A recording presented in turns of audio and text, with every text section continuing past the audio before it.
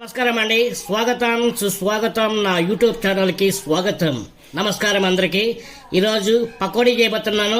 అదే చిన్న చేపల పకోడీ. ఇక చూడండి, 4 సార్లు కడుక్కుంటే కానీ ఈ నీట్నెస్ రాలేదు. చూడండి, ఉప్పేసి 2 సార్లు కడిగిన, మామూలుగా 2 సార్లు కడిగిన. దీనికి కావాల్సినవి పదార్థాలు చెప్తా. కారం పొడి, ధనియాల పొడి, కార్న్ఫ్లవర్, అలాగే నా సీక్రెట్ రెసిపీ బియ్యం, తర్వాత దానికి కావాల్సిన ఉప్పు తగినంత, శనగపిండి, ఒక అరచక్క నిమ్మకాయ బద్ద. ఇకండి బ్యాడిగే మంచిగా అంటారు దీన్ని, అంటే కలర్ కోసం, రెడ్ కలర్ కోసం దీన్ని. స్టవ్ వెలిగిద్దాం. స్టవ్ వెలిగించిన తర్వాత ఇవి మిరపకాయలు గద్దగా వేపుకుందాం. ఇలాగా ఒక 4 ముక్కల కింద తీసేసి వేపితే బాగుంటుంది. అలాగే బియ్యం కూడా ఇందులోనే వేసుకుందాం. బియ్యం వేపుదాం. బియ్యం వేగినాయి, మిరపకాయలు వేగినాయి. ఎందుకు బియ్యం వేసానంటే క్రిస్పీగా ఉంటుంది కాబట్టి. బియ్యండి కూడా వేసుకోవచ్చు, కానీ నాకు నచ్చదు. అందుకని ఈ బియ్యం ఇలా వేపుకొని చేసుకుంటే బాగుంటుంది, టేస్ట్ బాగుంటుందని నా ఉద్దేశం. మీరు కూడా ఇలా ట్రై చేయండి. స్టవ్ ఆఫ్ చేద్దాం. ఇవి మిక్సీకి వేసుకుందాం ఒకసారి మొత్తం. ఇందులో మొత్తం ఆల్ మిక్సింగ్ ఇందులోకి వేసి మిక్సీ పట్టానండి.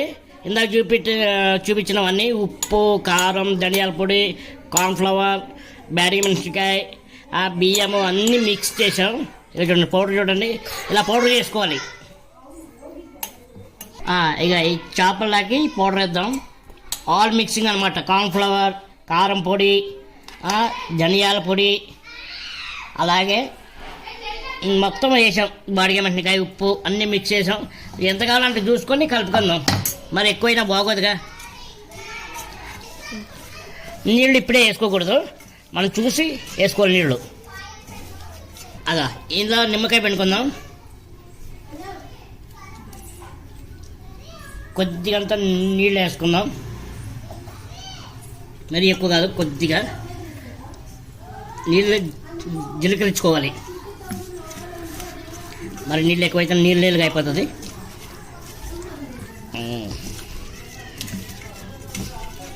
ఇప్పుడు కొద్దిగా ఆయిల్ వేసుకుందాం.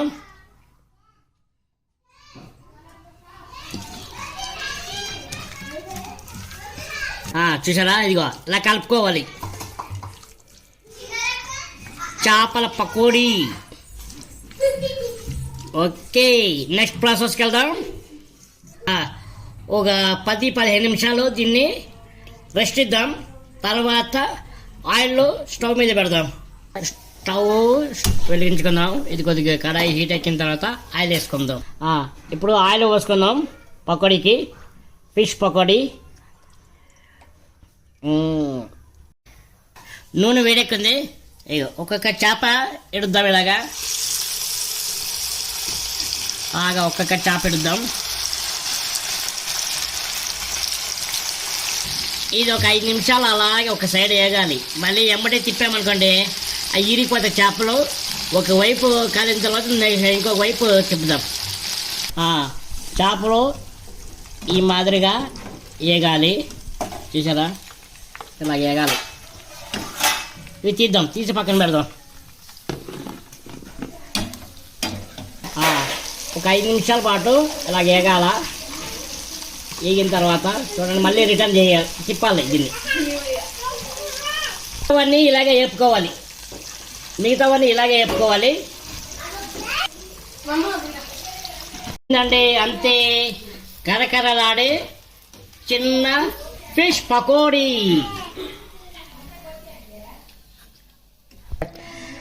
చూడండి, కరకరలాడే ఫిష్ పకోడీ. అలాగే నా ఛానల్ని లైక్ చేసి, షేర్ చేసి, సబ్స్క్రైబ్ చేసుకోండి ప్లీజ్. బాయ్.